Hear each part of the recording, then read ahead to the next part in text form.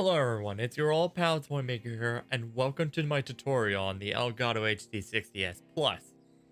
Now this is a fairly new card and not everyone is sure whether or not they actually want to buy it.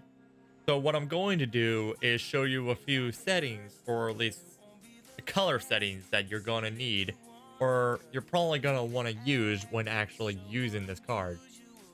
Now, what you're seeing right now is tone match HDR. In your perspective, if you're watching it on your phone or on your computer, it might just look fine. It looks like it looks perfectly normal and natural. But when you're actually looking at this on your Elgato 4K utility software, it looks a little faded on screen. You might not notice it on here, but if you're looking at this in person in your computer, then you're gonna notice it and you're gonna wonder, is this actually what I paid for? Well, here's the thing. This, while it actually, while it does look good, it's not picture perfect compared to what you would see on your either your computer monitor or your TV, whatever you're playing your games on through your gaming PC or your console. It doesn't look exactly picture perfect as that per se. So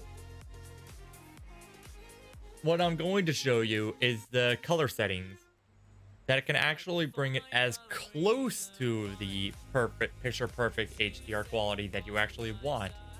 Now, again, keep in mind, yes, this is actually passing through HDR as shown right above here. The Elgato HD60S Plus can pass through HDR. That is a fact. However, capturing HDR is a different thing. Now, that's the kind of thing of its own. Yes, it can capture HDR at 1080p 60 FPS. However, certain software cannot exactly view HDR. Like, certain editing software can't do HDR, and OBS cannot do HDR yet. They're in the talks about it, but we don't know for sure if they're actually making it yet. So, if you're using HDR on like a normal card, like a normal HDX or HD60S Plus, or I'm sorry, the HD60S, then this is what it would look like right here. Let me just scale this down on my HDMI switch, and what you see now is what HDR would look like on a normal HD60 or HD60S. Or any card that doesn't support HDR. It would look completely washed out, faded, and just doesn't look appealing and slighted. It's just beyond distracting to the viewer. So this is tone map HDR, and it does look good. However, it could be better. So what I'm going to show you is a few quick settings here. So what we're going to do is bring the thing down a bit, then open up the settings. Now, I don't mess with these things a bit or at all, actually. So you could just leave these alone. They're fine. So what we're going to do is open up the picture settings here. You might have seen these kinds of settings or tutorials like this on other Elgato HD60S videos. However, the same works for here. So just pay attention to this screen here and just notice the details as I give you this little quick thing here. So what we're going to do is bring down the brightness down to 20. Now, yes, everything does look darker, but there's a reason for this. Now, we're going to bring up the contrast up to 40. And this is why you bring the brightness down to 20, because the contrast does make everything brighter on its own. Now, the last thing we're going to do is bring saturation up all the way to 50. Now you notice all the colors are now popped out. Like, it looks almost exactly as it would on your game, like on your game monitor or your game TV, whichever you play your consoles or gaming PCs on. The colors pop out and they're noticeably brighter and really pop out more. Now, if you want to do overkill, you can bring the saturation up to 100. But again, it's overkill. You don't really need it that much.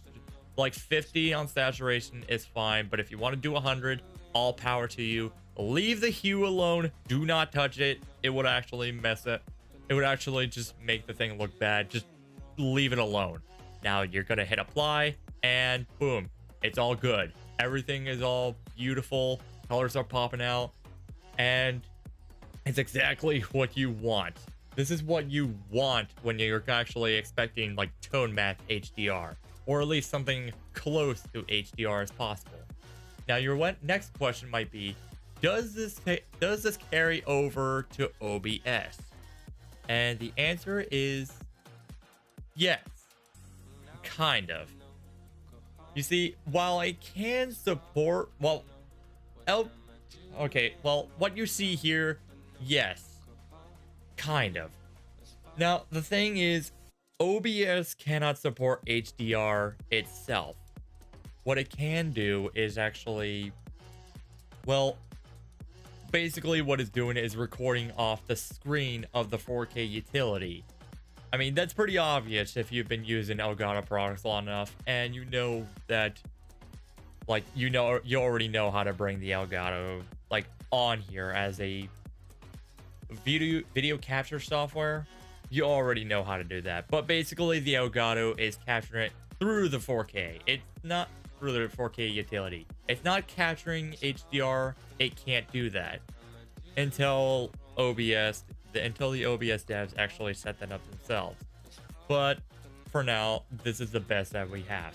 So do the settings carry over? Let me show you and configure video. And there they are. The settings do carry over to OBS. So you don't have to worry much about that at all. So your last question is probably going to be audio. So does this record game chat or party chat? And again, sort of.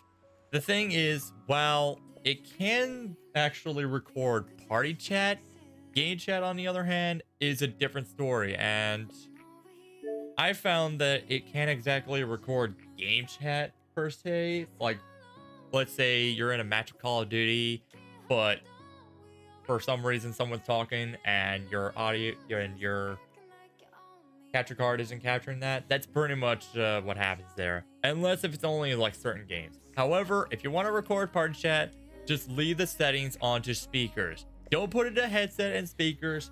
It will just make it echoey, and you don't want that.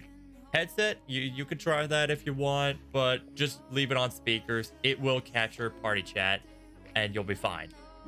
Now with that, that's pretty much all you that's pretty much all you need to know with this tutorial. The color settings and how to bring out the best in your Elgato HD60S Plus.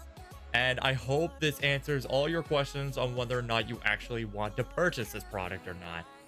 Now, if you want to record off the 4K utility itself, and that's the only way you can actually use this card effectively, is actually to record it off the 4K utility, the Elgato 4K capture utility, not off the normal Elgato capture software. You have to record on here in order to record HDR.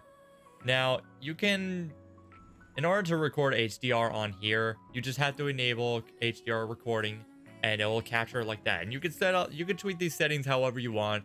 But other than that, this is a tutorial. I hope you found it helpful, and I hope this will help you decide on whether or not you want to purchase this product or not. I like it. It's a great purchase. But one thing you also need to know, do not plug it into a red USB port. I found that it does not work well because it makes the audio like distorted, a little broken, and a little like it does cut frames just a little, like a fraction of a second here and there, but it happens so often that it's majorly distracting. You have to plug this into a blue 3.0 USB port. If you plug it into a red USB port, while they are backwards compatible with 3.0 and anything prior, I found that from the Elgato support team that it actually is made from a different infrastructure and it can't exactly support the regular 3.0. So, at least on certain occasions, it's mainly used for like external hard drives or whatnot. So, that's all you really need to know. And I hope this tutorial is helpful to you. If you liked this video and found it helpful, please leave a like, leave a comment, and I'll see you all next time. And I'll see you all later. Bye.